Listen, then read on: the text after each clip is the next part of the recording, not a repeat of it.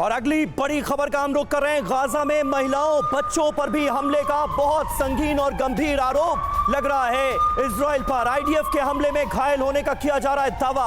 Hamas ने जारी किया गाजा का वीडियो। ये देखिए तस्वीरें आपके सामने हैं। ये वीडियो हमास की तरफ से जारी किया गया है। गाजा में हमले के बाद क्या आलम था ये बताया गया है। आईडीएफ के हमले में तमाम महिलाएं और बच्चे भारी संख्या में घायल हुए हैं। ये आप तस्वीरें देखिए। जंग हमास और इजराइल के बीच चल रही है, लेकिन इसका खामियाजा कैसे आम नागरिकों को भुगतना पड़ रहा है, उनकी क्या हाल है इस जंग में, कैसे महिलाएं और बच्चे भी पिस रहे हैं, इन तस्वीरों के जरिए आप अंदाजा लगा सकते हैं।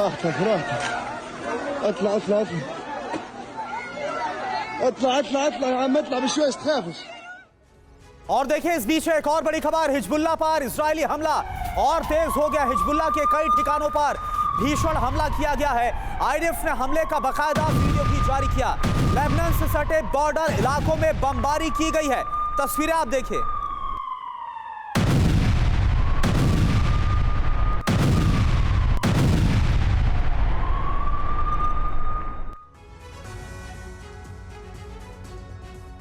और आइए अब आपको मैप के जरिए समझाते हैं कि लेबनान के किन किन इलाकों में हिजबुल्लाह का प्रभाव है और कहां-कहां इजरायली हमले इस वक्त हो रहे हैं। ये जरा आप समझिए। टारगेट हिजबुल्लाह क्या है। लेबनान में हिजबुल्लाह के प्रभाव वाले ये तमाम इलाके हम आपको दिखा रहे हैं। लेबनान और इसके बाद अगर आप बेरूत का जिक्र करें, टायर का जिक्र करें, ये तीन वो इलाके हैं जो हिजबुल्लाह के प्रभाव वाले इलाके माने जाते हैं। और हिजबुल्लाह के साथ कौन खड़ा है करुणा? ईरान खड़ा है। ये उसकी सबसे बड़ी ताकत है और हिजबुल्लाह की डायरेक्ट एंट्री इस वॉर में हो चुकी है इजराइल के खिलाफ। लेबनान की धरती का इस्तेमाल लगातार किया जा रहा है। और यहां देखिए दक्षिणी इलाके में इजरायली हमले हो रहे हैं। अब यहां पर आप देखिए इजराइल आपको जो मैप में साफ तौर पर नजर आ रहा है, ये उत्तरी इजराइल और यहां पर ये दक्षिणी लेबनान का इलाका।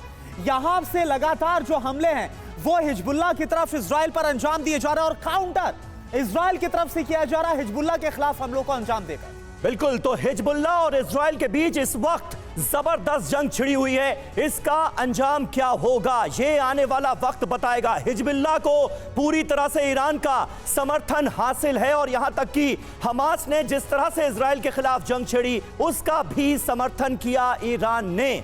इसीलिए यह बात खुले तौर पर कही जा रही है कि कहीं इस पूरे रीजन में तनाव बढ़ाने के पीछे ईरान ही सबसे बड़ा प्लेयर तो नहीं। हमारे साथ इस वक्त तमाम खास मेहमान मौजूद हैं, उनसे जल्दी से आपका तारुफ करा दें। दीपक वोरा साहब हमारे साथ मौजूद हैं, पूर्व राजदूत। मेजर जनरल ब्रजेश कुमार हमारे साथ इस वक्त मौजूद हैं। एयर मार्शल राजेश कुमार साहब हमारे साथ मौजूद हैं। लेकिन सबसे पहले वोरा साहब, मैं आपसे जानना चाहूंगा, एक तरफ इजराइल और दूसरी तरफ आईओसी का पूरा समर्थन अब मिलता हुआ नजर आ रहा है इजराइल के खिलाफ। मुस्लिम देशों का यह रुख इस जंग के दायरे को, इसके पैमाने को कितना बढ़ा सकता है आने वाले वक्त में? सबसे पहले आपका धन्यवाद, आप मौका देते हैं आपसे सीखने का। और फिर शिकायत यह है कि दो इतने जानकारी जनरल साहब मेरे साथ खड़े हैं, मार्शल साहब और जनरल साहब, इनकी जानकारी मुझसे कहीं ज़्यादा है। इतना बता देता हूँ सर, आपने बिल्कुल सही कहा है, लेकिन एक चीज़ आप याद रखिएगा कि जो इस समय जंग चल रही है इजराइल के साथ, उसको हिब्रू में कहते हैं मबाम। मबाम का मतलब होता है the war between the war. Sir ये 2023 है। जनवरी में 2023 में आज तक का सबसे बड़ा जॉइंट एक्सरसाइज इजराइल और अमेरिका के बीच हुआ। Army, navy, air force. उसके बाद 6 और हो चुके हैं। सर टारगेट हिजबुल्लाह नहीं है, टारगेट ईरान है। और मुझे ये डर है कि अगले 4 सप्ताह में इजराइल और अमेरिका मिलकर हमला करेंगे ईरान की न्यूक्लियर फैसिलिटीज पर।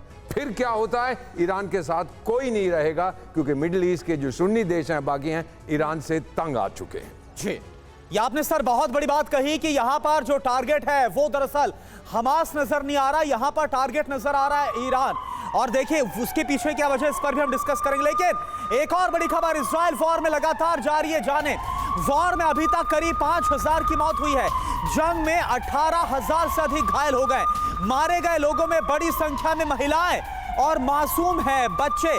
आप तस्वीरें देखिए किस तरह से जो मास ग्रेव है वो आपको नजर आ रही, लोगों को किस तरह से एक साथ बड़ी संख्या में दफनाया जा रहा है।